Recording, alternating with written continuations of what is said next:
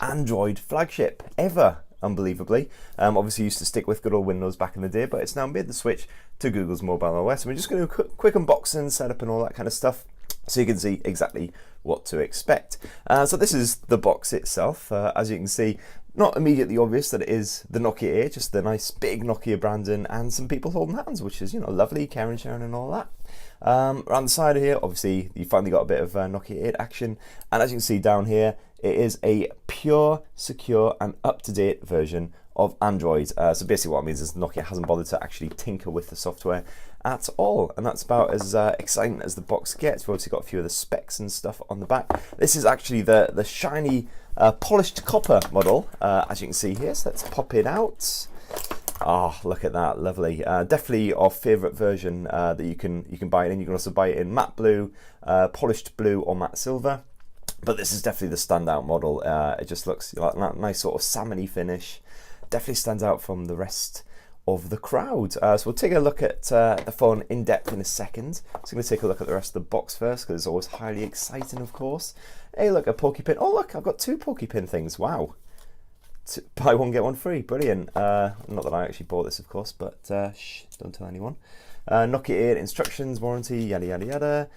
You also get, you get some lovely headphones bundled with it. There you go. With some bonus earbuds, always good. So I don't expect them to be amazing quality, but it should definitely do the job as a backup pair. Then let's see what else we have in here. Hopefully a means of charging the phone. What do we got? Yes, okay, so there we go. 3-pin plug, which is always good. Sometimes it's the 2-pin European version that we get with our review samples. It's going to be €599 when this bad boy comes out in September. Haven't got a UK price yet, but we're expecting it to be around £549 to £599. We generally get screwed on that thanks to good old import taxes and the rest. And as you can see, it's good old Type-C USB for charging as well. Oh, and a little side-mounted slot there. Beautiful stuff.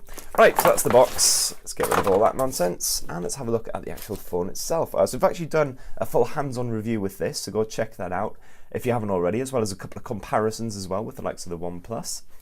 As you can see, nice dual sight, double lens camera. Only juts ever so slightly from the surface, not too bad at all. Nice sort of rounded frame, although it does have quite chunky bezels. Let's just see if we can power it up. Yes, very good stuff. Quite chunky bezels above and below, kind of similar to Sony Xperia mobiles. So it does actually have a fair bit of girth to it. It feels more like the OnePlus 5 and other sort of 5.5-inch handsets, despite being a 5.3-inch. Oh, yes, I never get bored of listening to that tone. Of course, obviously, a bit of SIM card and microSD memory card slot on the side there. Up top, a headphone jack. And you've got power and volume buttons around the side there. And then down below, you've got the Type-C USB and the speaker grill. So yeah, as I say, this is definitely our favourite finish. It does, of course, scuff up a storm. You can hopefully see there we've already got quite a lot of fingerprint marks on it, even though I've just been handling it for a few seconds. But it looks like actually it might already be, yeah, it's already been set up by the looks of it by Nokia. So we're straight into those raw Android desktops. So I'm going to go through and just have a quick scan through the interface itself. As I say, we have done a hands-on review, so you can go check that out as well if you so desire. But let's just stop this from spinning around every 5 seconds, which is going to get annoying. Of course, it's got a fingerprint sensor built into the home button just beneath the screen there, which you can hopefully make out there, as well as the physical back and recent apps button. So it's nice, easy placement, which is always good. I'll get that set up later, but certainly in our hands-on, it seems very, very quick and responsive, which is always good. Of course, full access to the Play Store and all the rest of it. As you can see, it's all of the usual Google apps that you would expect on there, and no bonus stuff from Nokia, certainly that I can see. It's all the Play stuff, all of Google's own apps that come pre-installed. So that means, of course, one of the benefits of that is that you get most of the storage space still available. So if we scroll down to storage, as you can see, only 14 gigs have been used up, not too bad, and you get 64 gigs, so you've still got 50 gigs using my math-centric brain in order to fill up with your own apps, photos, all that kind of stuff. And of course, you've got full microSD expandability as well. If you dive into the display, of course, you've got your usual adaptive display. You can fiddle with the brightness and all the rest of it. Let's change the sleep to like 10 minutes, otherwise it's going to constantly hibernate. Bit of glance screen, tap to wake, and all the rest of it. Navigation key lights, you can obviously configure those as well if you so desire. I'm not seeing any kind of night mode, unfortunately, but that will hopefully come with a bit of Android O action. One of the other benefits, of course, of having a very raw form of Android on here is that it should get updates very, very quickly indeed, in a timely fashion, so hopefully just after the Pixel 2s are launched, actually with Android O pre-installed. Battery life hopefully will be good. It's a 3090 milliamp battery, I believe it was, even though we were told 30,080 in the pre-briefing. But hopefully that should keep you going for a good long time. Obviously got the usual battery saver modes.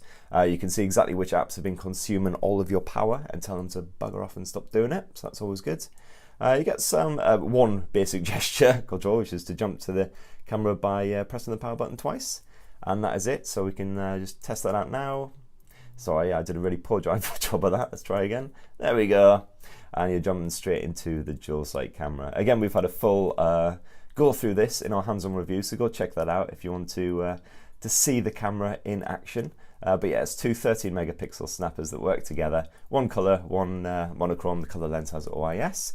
They're both f2.0. We did test out the camera a little bit last night on one of the review samples, and it's not great in low light, got to admit, a little bit grainy and everything, but overall not too bad, and in everyday life it definitely does the job.